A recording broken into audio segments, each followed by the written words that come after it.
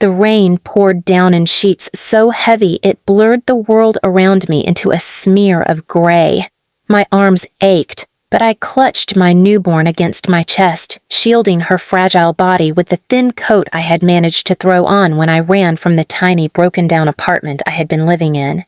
Each step squished with water as my shoes filled up, but I kept moving, one shaky breath after another. I had nowhere else to go. The hospital bills had drained everything. My husband had abandoned us the moment responsibility knocked on his door. And my last hope, the only place I thought could hold a sliver of warmth, was the house where I grew up. The porch light glowed faintly through the storm.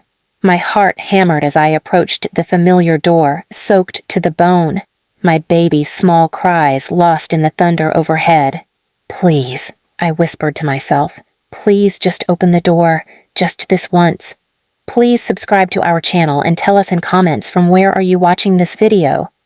I knocked, weakly at first, then harder when no answer came. My hands trembled so badly I thought I might drop the baby. The door creaked open and there they were, my mother in her robe, sipping tea, and my father leaning on the frame with a smirk tugging at his mouth. For a split second, I believed they might step forward, gather us in, and close the door to shield us from the storm. That hope died the moment my mother's laugh cut through the rain. "Well, look who crawled back," she said, her voice sharp and cruel. "The failure with her bastard baby." "Don't call her that," I pleaded, my voice cracking. "She's innocent. She's your granddaughter. Please, she needs warmth. She's shivering. She's—" My father cut me off with a sneer, his eyes sweeping over me like I was filth dripping on his porch. "You think you deserve a roof? You were never worth one. You walked out when we told you to follow your sister's path, and now you come begging?" He pushed the door wider, not to let me in, but to make sure the rain hit me harder. Pathetic. The baby whimpered louder, a sound that ripped my heart open. I begged again, dropping to my knees on the wooden steps, not caring about the mud that smeared my legs. "Please, Dad, just for tonight. She's only days old. If you won't do it for me, do it for her." That was when my mother's face twisted into something darker, something I had seen before but prayed wasn't real. She leaned down just enough for me to catch every word. "We didn't want you then. We don't want you now. You should have died instead of coming back with that burden. Now get off our porch before you drip all over it." My father laughed then, a cold, booming sound that blended with the thunder. "You're not family. Your sister is family. She's the one we saved for, the one who deserved everything. You're nothing.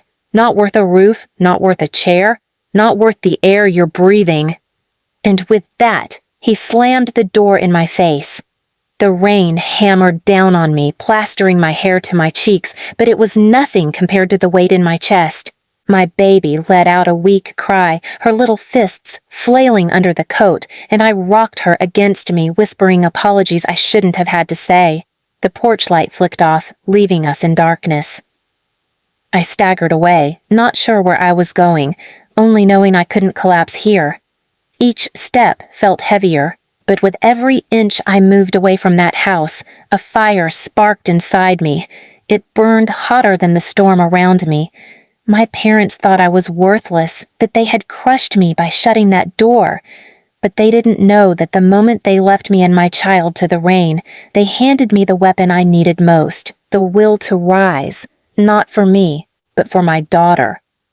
As the storm raged, so did my resolve. That house with its cold walls and locked doors was no longer mine. But someday they would learn that the failure they mocked could build something stronger than they ever imagined. Someday, I would make sure they regretted every cruel laugh that chased me off that porch. And when that day came, they wouldn't just beg for forgiveness. They would beg for survival. The storm finally eased by morning, but the cold never left my bones. I had spent the night walking, rocking my baby in my arms, whispering lullabies to keep her calm, while my teeth chattered so loudly I thought they might break. Every shelter door I knocked on was closed. Every motel clerk turned me away when I pulled out my last crumpled dollar bills. By the time the sun rose, painting the sky in dull streaks of gray, I realized I had nothing but the little girl in my arms, and the fire inside me that refused to burn out. I found a rundown church with peeling paint and broken windows. The caretaker, an old man with a crooked back and kinder eyes than I'd seen in years, let me inside without a word. He didn't ask questions when I begged for a corner to sit in. He just nodded, brought me an old blanket that smelled of dust and incense, and shuffled away. It was the first time in hours I felt even a sliver of human decency. I held my baby close, tracing her tiny fingers with mine. "I'll never let you feel what I felt last night," I whispered. "You'll never beg at a door that calls you garbage. I'll make sure of it." The words weren't promises. They were vows. Days turned into weeks. I worked whatever shifts I could find, cleaning greasy diners after hours, scrubbing toilets in office buildings, even mopping the floors of a grocery store where the manager made it clear he was doing me a favor. I swallowed every insult because every paycheck, no matter how small, meant formula for my daughter. My hands cracked from bleach, my back screamed from bending over floors, but I kept going. And yet, the memory of that slammed door stalked me. Every time I dragged a mop across a tile, I saw my father's sneer. Every time I bent to pick up trash, I heard my mother's laugh. "You were never worth a roof." Those words replayed until they weren't just wounds. They were fuel. Months later, while pushing a cleaning cart through an office tower, I overheard two executives talking. My sister's name slipped from their mouths. My ears burned as they laughed about the princess bride-to-be and the lavish wedding our parents were financing. "Her family's dropping 6 figures on that party," one man said. "Some people are born lucky." I froze. 6 figures on her wedding. The same parents who wouldn't give me shelter during a storm, who wouldn't spare a blanket for their own grandchild, had poured their money into my sister's dream day. Rage surged through me so hot my knees almost buckled. But instead of letting it eat me alive, I straightened up. That was the moment I stopped just surviving. That was the moment I started planning. I began watching, observing. While scrubbing their floors and carrying their trash, I pieced together details of my parents' and sisters' lives from the whispers around town. I learned about the caterers they hired, the fragile glassware imported for the event, the ridiculous designer decorations stacked in boxes waiting for the perfect day. I found out how much money they owed, how many corners they cut, how desperately they needed everything to go smoothly because failure wasn't an option when you lived off appearances. And all the while, I never confronted them. I let them think I was gone, defeated. I let them believe their cruel laughter had erased me from the world. They paraded my sister around town as the pride of the family, posing for pictures, boasting about how perfect everything would be. Not once did they ask about me. Not once did they wonder how I was feeding their granddaughter. Until one afternoon, when I saw them. I had just finished a shift and was carrying my daughter down the street when a shiny black car rolled past. Inside, my mother's face lit up with joy as she adjusted my sister's veil during a fitting. My father sat proudly in the front, bragging loudly to anyone who would listen through the rolled-down window.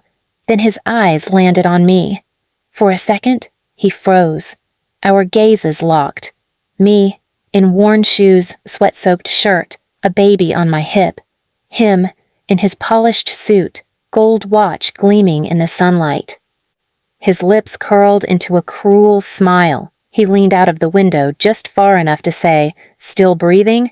Guess the storm wasn't strong enough." The car roared off, their laughter echoing down the street. I stood there shaking, not from shame, but from certainty. They thought they had erased me. They thought the storm had left me broken. They thought locking me out had killed me. But they didn't realize they had created something they couldn't control. I kissed my daughter's forehead. "They'll regret every word," I whispered. "Not someday. Soon." And that's when I set my plan in motion, one that wouldn't just shake their perfect little world, it would destroy it. The day of my sister's wedding arrived like thunder rolling in. The entire town buzzed about it. Caterers rushed with trays of imported wine. Trucks unloaded golden arches and floral walls. My parents preened in expensive outfits, strutting like royalty about to host the event of the century. I kept my distance at first. For months, I had blended into the background, working low jobs, walking streets where they wouldn't expect me. To them, I was a ghost, a nobody. But that night, I stepped into their perfect world not as the forgotten daughter, but as the storm they had created. I waited until the guests were seated. My sister stood in her gown, dripping with crystals, waiting to make her entrance. My mother whispered loud enough for everyone to hear, "Finally, a real daughter worth showing off." My father added, "And no trash in sight to embarrass us." Their words hit me like stones, but this time, I didn't flinch. I walked forward, my baby in my arms, the same baby they had turned away in the storm. The crowd gasped. Some murmured my name, others looked away, pretending not to know the history. My sister's face twisted into disgust. "What are you doing here? You'll ruin everything," she hissed. My father's jaw tightened. "Leave now," he growled, "before you make a fool of yourself." But I wasn't the one about to be exposed. I handed my baby to a kind-looking guest at the edge of the aisle, then turned toward the massive display at the front of the venue. Weeks earlier, while cleaning the offices of the event planner, I had learned how fragile their elaborate decorations were, how the glittering glass centerpieces were rented, insured only if intact, and worth more than some people's houses. I had also found out that my parents had signed the contracts themselves, putting their names on every liability form. I walked straight to the towering arch of glass and flowers, the crown jewel of the wedding. My mother gasped, realizing what I was about to do. "Don't you dare!" she shrieked. My father lunged forward, but it was too late. With one sharp pull, I toppled the structure. The crash echoed like thunder. Shards scattered across the floor, flowers trampled under stunned guests' feet. Plates shattered, candles fell, and the entire setup crumbled in a chain reaction. Gasps turned to screams as the centerpiece of their perfect event lay in ruins. But I wasn't finished. I stepped onto the wreckage, lifted the microphone from the stunned DJ, and spoke clearly into the silence. "You locked me and my baby out in a storm. You told me I wasn't worth a roof. You laughed while I froze while she cried in my arms. But look at you now, drowning in debts, clinging to appearances, and about to choke on the lies you built." Murmurs rippled through the guests. Faces turned from admiration to pity, from pity to disgust, directed not at me, but at them. My sister tried to shout, "She's lying," but her voice cracked. A guest stood up. "Is it true?" he demanded. Another woman whispered, "No wonder she never speaks of her parents." I could see the panic in my mother's eyes. She reached for the mic, but I stepped back, raising my voice so all could hear. They wanted me gone. They wanted me erased. But I survived. And from now on, I'll never let them breathe easy again. Then came the final twist. I revealed the contracts, copies I had quietly gathered, tucked safely in my bag. The ones that tied every broken glass, every ruined decoration, every destroyed centerpiece directly to my parents' pockets. I held them high, pages fluttering in the chaos. Every dollar of this disaster belongs to them, and when the collectors come, they'll take more than their money. They'll take the pride they built on my sister's back. Gasps filled the hall. My father's face drained of color. He knew it was true. He knew that everything they had built for that day had just been turned against them, legally, irreversibly. My sister's dream day had turned into their nightmare, and I hadn't even needed to raise my voice to make it happen. I stepped down from the stage, collected my baby, and walked out. Behind me, the chaos swelled, my mother crying, my sister shrieking, my father shouting into his phone. Guests streamed out, whispering, shaking their heads, leaving food uneaten and champagne unopened. Outside, the night air was cool, the storm long gone. My baby stirred, opened her eyes, and for the first time in months, I felt light, not because the pain was gone, It never would be, but because I had given it back to the people who tried to bury me under it. They had locked me out of a home, mocked me in the storm, and laughed at my suffering. But I had left them in ruins of their own making, and as their world collapsed piece by piece, mine began to rise. I didn't need their roof. I had built my own. Please subscribe to our channel and tell us in comments from where are you watching this video.